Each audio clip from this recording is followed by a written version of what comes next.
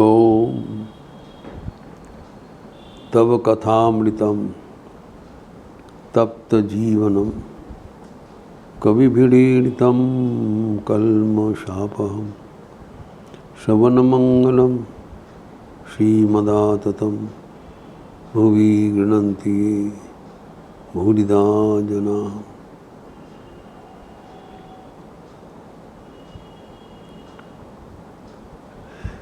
श्री रामकृष्ण के अवतार कविनव जो व्याख्यान दिया है, जो तारते हैं वही अवतार है।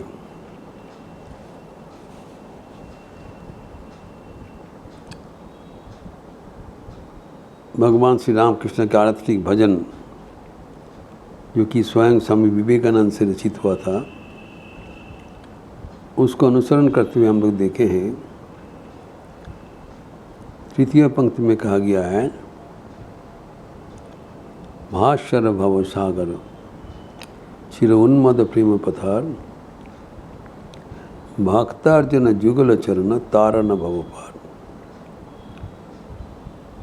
भगवान के जो चरण जुगल है वो हमें भवसागर से पार करा देते हैं। इसी परंपरा में हम लोग चर्चा किया था कि भगवद गीता के सप्तम अध्याय के चतुर्दश श्लोक में बताया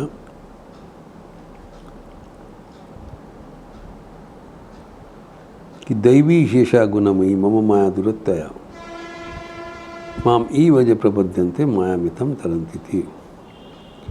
ये भव सागर पार करना एक रूप असंभव है, कारण ये अलौकिक है एवं स्वयं भगवान से ही रचित हुआ है। लेकिन जो भगवान को शरण में चले जाते हैं, भगवान उनको तारण कर देते हैं। और भगवान बीच बीच में मनुष्य रूप धारण करके अवतार होते हैं ताकि उनको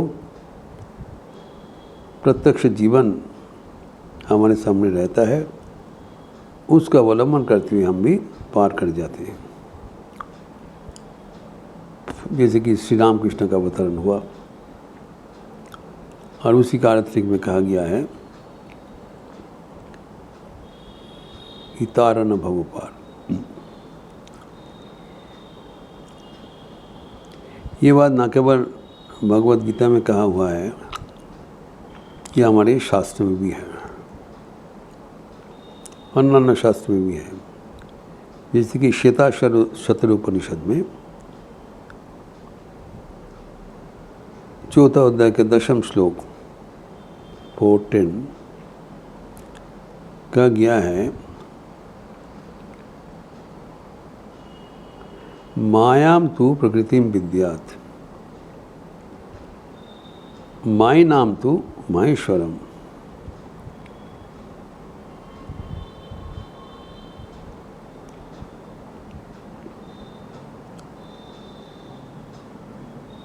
तस्य अवयवभूते तु व्याप्तम सर्वमिदं जगत। ये प्रकृति को माया रूप से जानना एवं प्रकृति के जो अधीश्वर वह है ईश्वर। जीव मायाधीन है, ईश्वर मायाधीश है। उनका ही सृष्ट माया की प्रकृति। तो परमात्मा परमेश्वर प्रकृति के अधीश्वर है, महेश्वर। और ये क्या करते हैं, पूरा जो दुनिया है ये इनको अवयव अंग रूप से प्रतिभात होता है, अवयव नहीं है, निरावयव है, लेकिन ये सारे दुनिया उन्हीं पर आधारित है। प्रकृति ब्रह्म एवं उसकी शक्ति, भगवान ही अपना शक्ति से ये दुनिया नियंत्रण कर रहे हैं। ये भगवान का ही रचा हुआ ये पृथ्वी है, समझना पड़ेगा। एवं एकमात्र भगवान ही उसका आवरण उन्मोचन करने में समर्थ है और कोई नहीं कर पाएगा। इसलिए सीमा शारदा देवी कहते थे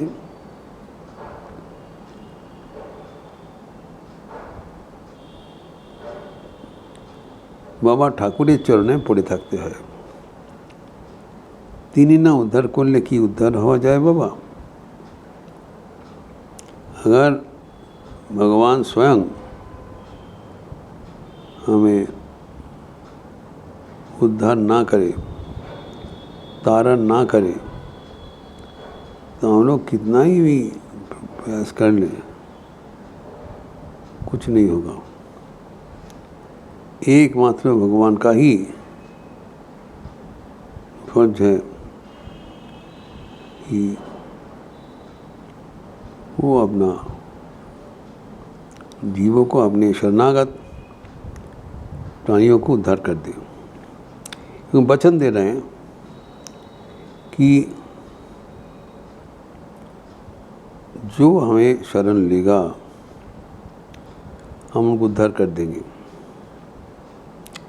तो मानो उद्धार करने के लिए ही उनका आगमन हुआ है, यही कहने का बात है। जगत में सब प्रकृति की सृष्टि, वो जगत में हम लोग सब आबद्ध है, भगवान का ही रचना हुआ है प्रकृति है, और उनको प्रकृति को अतिक्रम करने के लिए हम लोग प्रयास या इच्छुक हैं, जो कि प्रचेष्टा कर रहे हैं। लेकिन वो प्रचेष्टा हमारे नाम मात्र है। प्रचेष्टा से कभी हम भगवान के ईश्वर को, संसार को पार नहीं कर सकते जब तक भगवान की इच्छा ना होगी, अपने शक्ति से नहीं होगा। तो इसीलिए भगवान अपने को हमारे बीच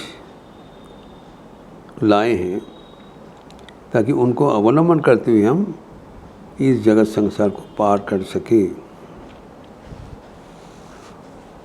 तो अब understand what is the role of avatar in our life. अवतार का प्रयोजन क्यों? क्योंकि अवतार के सहारा बिना हम उद्धार नहीं हो सकते, और ये उद्धार तारण करने के लिए ही उनका आगमन है। तो उनका पूर्ण सद्व्यवहार हो जाना चाहिए, ये विश्वास भरोसा हो जाना चाहिए कि भगवान को शरण लिए बिना हम आपकी कितना भी कुछ कर लें, भगवान को माया का जाल छीनना नहीं कर सकते। वो अगर कृपा करके उनका आवरण उन्मोचन करें तभी हम उसको लाभ उठा सकेंगे। अर्थात we have to be ever prayerful, शरणागत होके रहना पड़ेगा, ये जानते हुए कि हमारे उद्धारकर्ता एकमात्र भगवान ही है, और उनके लिए हमें और कुछ नहीं करना है, उनके चरण में प्रार्थना में शरणागत होना चाहिए। इसलिए कहा जाता है कि शरणागति बिन्नो जीव का और कोई उपाय नहीं। शरणागति ही एकमात्र उपाय है इस जंजीर से बाहर आने का। जब हम भगवान के चरणों में ऐसी शरणागत होते हैं, आत्मसमर्पण कर देते हैं, तब कृपा करके वो हमें उद्धार कर देंगे। इसलिए अवतार को अवलंबन करना हमारे जीवन का अत्यंत एक महत्वपूर्ण साधन है। हम लोग पहले तो जानना जरूरी है कि ये भव संसार से हमारा असुविधा क्या हो रहा है। Most of us are quite happy, तो ठीक चल रहा है। देखना पड़ेगा कि हम लोग इस जगत संसार में जब तक रहेंगे तो हमारा जीवन में दुखों का कोई अंतर नहीं होगा। क्योंकि जगत संसार दुख ही, जगत संसार में दुख ही दुख है। संसार एक दुख का आगार है, दुखालय अशाश्वतम। और इस जगत संसार में हम जो फंस गए, हम क्यों कितना भी कर ले, क्यों नहीं कुछ चीज़ भी कर लें, दुख का अंतर्निहित नहीं होगा। क्योंकि दुख का जो ख़त्म करने का जो नियम है कि जो आनुषंगिक कुछ दुख का साथ कुछ प्रारब्ध हमारे साथ ना रहे। तो ना हमें कुछ चाहिए, ना हमें कुछ प्राप्त करना चाहिए, हमें खाली सिर्फ भगवान को ही चाहिए, इसी मनोभाव होना चाहिए। जब हम संसार को चाहते हैं तब हमारे जीवन में दुख का अंत नहीं होगा। क्योंकि संसार परिवर्तनशील, संसार में हमें दुख नहीं मिलेगा, एकमात्र परमात्मा से ही हमें सब दुख का जड़ उठेगा।